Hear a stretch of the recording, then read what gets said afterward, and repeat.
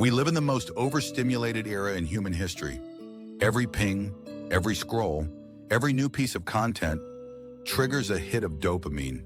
It feels good for a moment, but over time, that pleasure starts to cost you something far more valuable: your focus, your motivation, and your peace of mind. If you've ever wondered why it's getting harder to stay focused, or why even simple tasks feel boring, this video will show you the science behind it and how to reclaim your mind from the endless chase for stimulation. Section 1.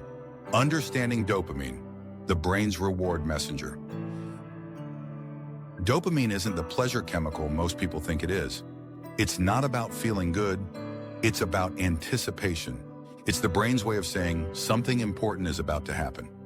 Every time you check your phone, scroll through social media, or chase a new idea, your brain releases dopamine in small bursts.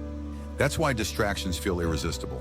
They create micro rewards, little hits that keep you chasing but never satisfied. Dr. Anna Lemke from Stanford calls it the pleasure-pain balance. Every time you spike dopamine, your brain compensates by reducing sensitivity, meaning you need more stimulation to feel the same reward.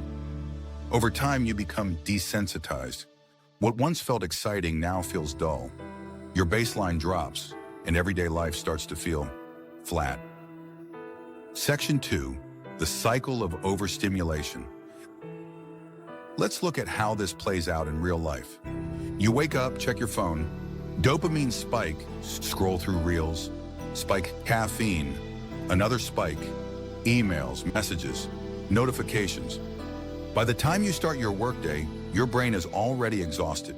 Your reward system, designed to help you hunt, create, and achieve, is now hijacked by short-term gratification.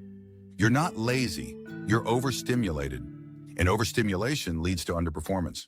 Because when dopamine levels stay constantly high, your brain can't tell what's truly meaningful anymore. Section 3.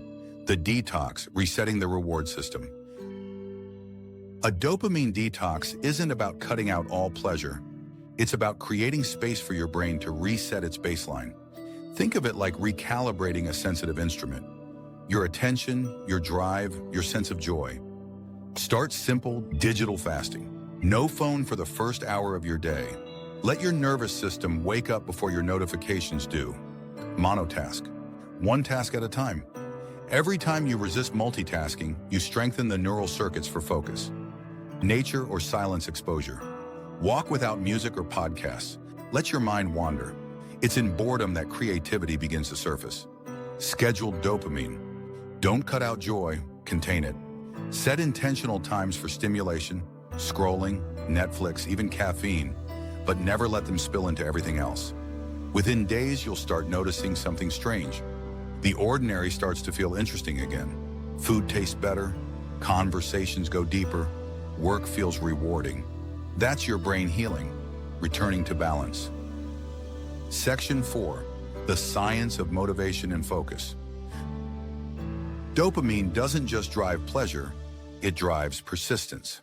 When you chase a long-term goal, dopamine is released not when you reach it, but as you move toward it. That's why building habits feels powerful. They create sustainable dopamine flow through progress, not instant gratification. The key is to rewire your reward system to crave effort, not outcome.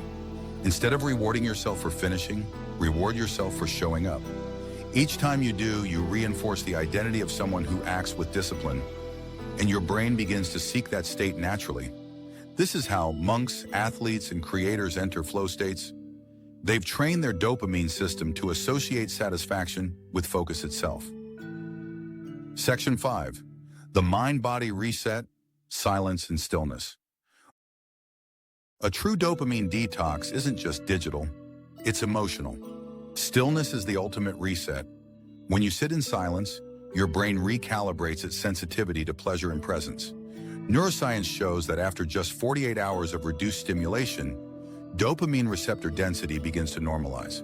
That means your brain literally becomes more sensitive to simple joys again. That's why peace feels addictive once you taste it, because your nervous system finally remembers what balance feels like. Section 6. Reclaiming control.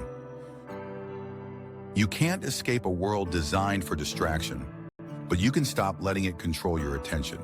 When you stop chasing quick dopamine, your brain starts producing deep dopamine, the kind that comes from progress, purpose, and creation. Because the real detox isn't about removing pleasure, it's about rediscovering presence. When your focus returns, your life does too. Closing message. Every time you resist the scroll, you're not missing out. You're building power. Every time you sit in silence, you're not wasting time. You're regaining control. And every time you choose depth over distraction, you remind your brain who's in charge. Dopamine isn't your enemy. It's your teacher. It shows you what you value and gives you the chance to redefine it. Because the most focused mind isn't the one with no distractions. It's the one that remembers what matters.